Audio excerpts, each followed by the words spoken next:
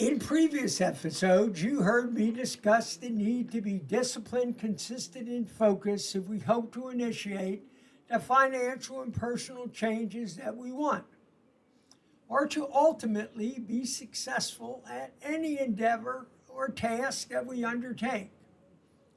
But the question is, how do we develop a disciplined mindset? Hi guys, this is the Pappy Mehta Encounter, and I am Pappy Mehta, your financial and personal change coach. Now in today's episode, I'll outline and detail some processes that'll help you develop a disciplined mindset. I guess the best place to start is by defining a disciplined mindset. It is the ability to focus on a goal and to consistently work towards it even when it requires sacrifice and hard work. Now, I guess this is also a good time to discuss the difference between being motivated and being disciplined. Now, I personally always thought of motivation as more of a feeling, while discipline is more of a habit and self-control. Now, I've often heard people like Joe Rogan, David Coggins, and Bedrose Keuilian and the like say they would be fat slobs if they only worked out when they felt like it. Now, it's discipline, not motivation, that keeps them on track. Now, the first step in developing and maintaining a disciplined mindset is setting goals, or RPM. I used to set goals, but I found them to be a good start, but ultimately to be too broad a concept. Now, in my search to find something more inclusive, I discovered Tony Robbins' RPM system, which for me was a game changer. Now, the R stands for results. When you determine the results you want to accomplish, you need to make sure that they are achievable, but maybe they stretch you just a little bit, and also make sure they are measurable. Now, once you have detailed the results you want, then you need to plan, and that's the P in RPM, how you're going to accomplish the results you want, and set a time limit for completing the task or task. Now, once you have detailed the results you want and made the plan, then you need to move on to the M in RPM. And that M means that you take immediate and massive action. Now, this is the hardest thing for most people. But the unfortunate part, setting goals or any kind of results you want, setting up a plan without massive and immediate action is simply an exercise in, gymnastics, mental gymnastics.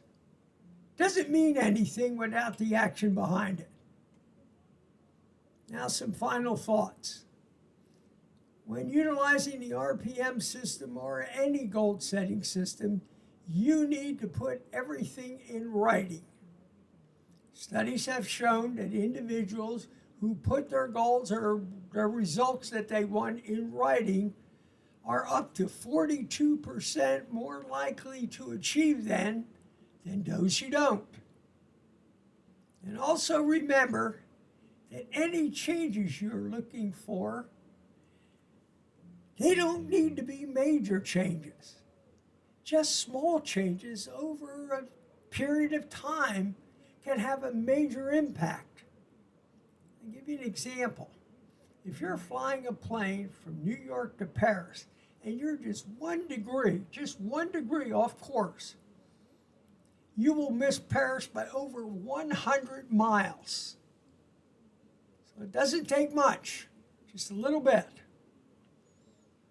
Now, the second step in developing a disciplined mindset is establishing a morning routine. Now, everyone has a routine, whether it's planned or not.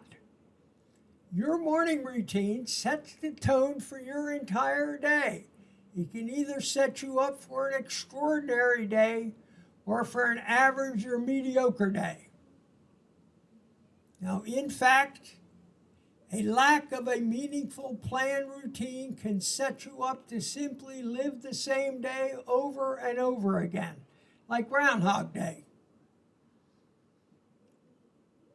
For some of you, that means getting up late after hitting the snooze alarm, maybe more than once, checking right into social media, pounding down an energy drink to kickstart your day, and then running late for work, which puts stress on you.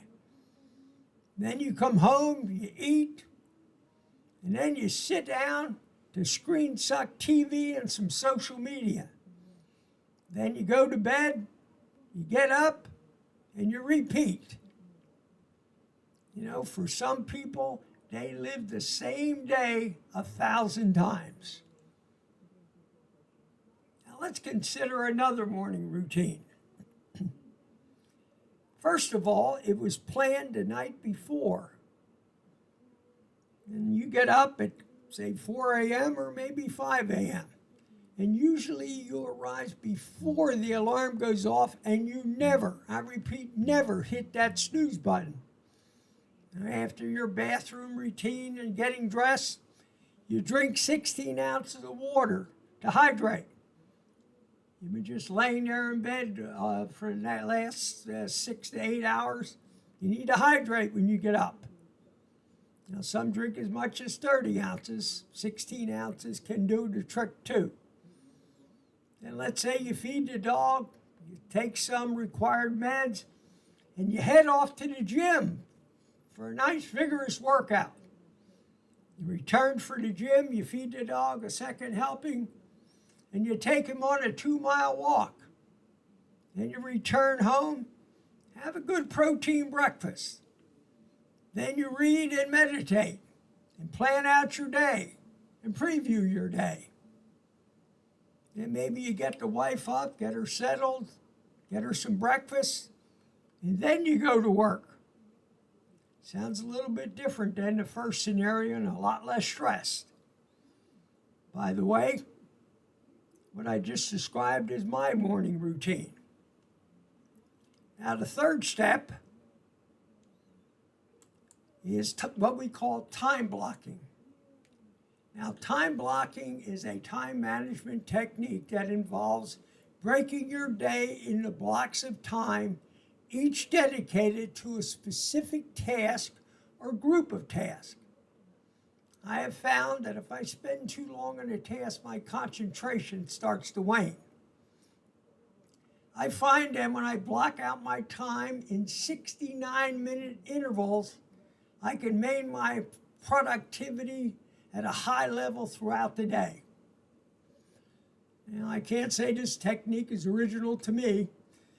I read about it a few years ago, and I'm not sure who started it. But it involves 52 minutes of uninterrupted, full concentration on a task.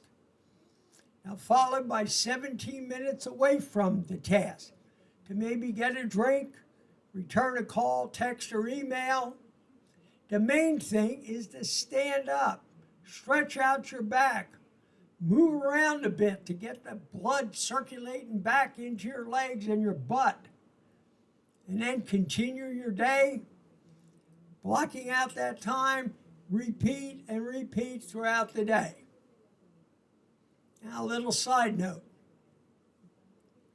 Some say do the hardest task first thing while you're still fresh. I have heard others say do something simple first, so you have a feeling, maybe a sense of accomplishment right away.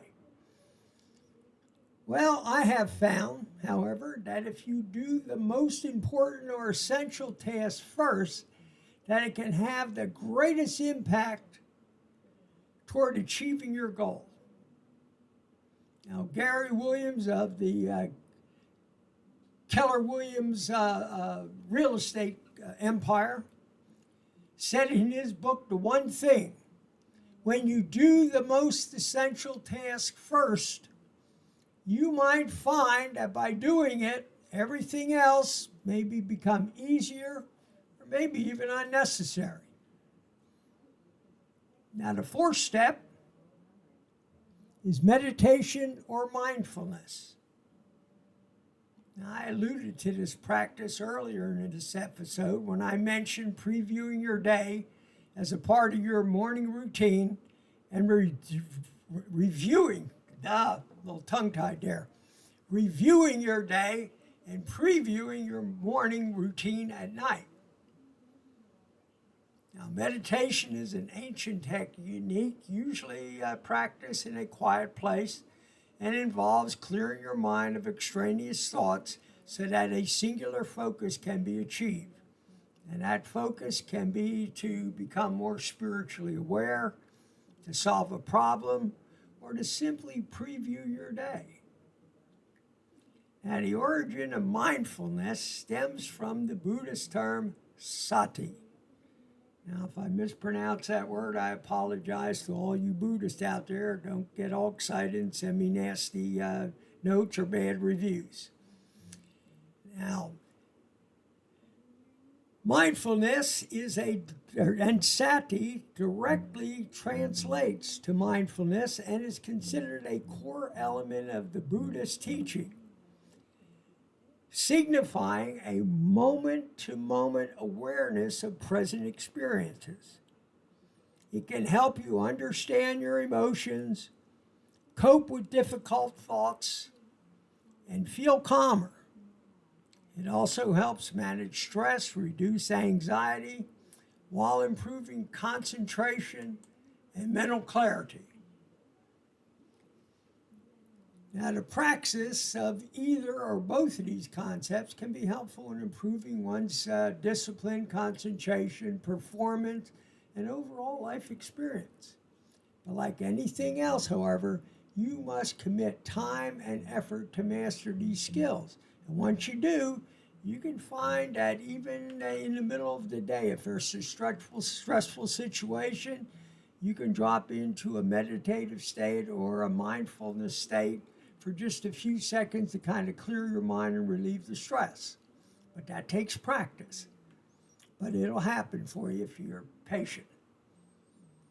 Now, the fifth step is lifelong learning. Now, lifelong learning is an approach to learning, whether in a personal or a professional context, that is continuous and self-motivated.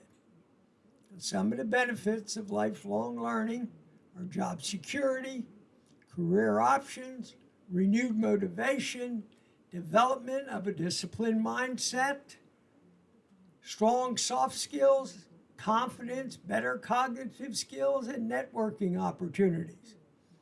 The main thing to remember is that nothing can remain stagnant for an extended period of time. Everything and everybody is either growing or declining. You better be growing, or I guarantee you'll never change who you are and where you are in life. In this day and age, social media, computers, and AI, lifelong learning is necessary just to keep up, let alone get ahead. Now, if you want to know more about how to develop a disciplined mindset, or if you've had enough and you're just sick and tired of being sick and tired and are ready to make a change in your life and who you are, there's no time like the present to show that you are a man or a woman of courage. So right now, send me a quick email to pappymeda@gmail.com. And that's Pappy, Pappy, Meta, MATA, @gmail.com.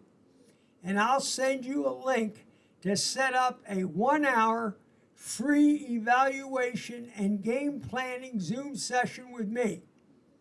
Now, if you're not quite ready yet, hit that subscribe button, the follow button, or the like button, depending on what platform you're on. And always remember, broke and normal are your adversaries. Men and women of courage see what could be and are willing to make the commitment to do the work to get it. And remember, change can be hard, but the results are so worth the time and effort. Now, until next time, this is Pappy Maida saying, be safe, be well, and be blessed.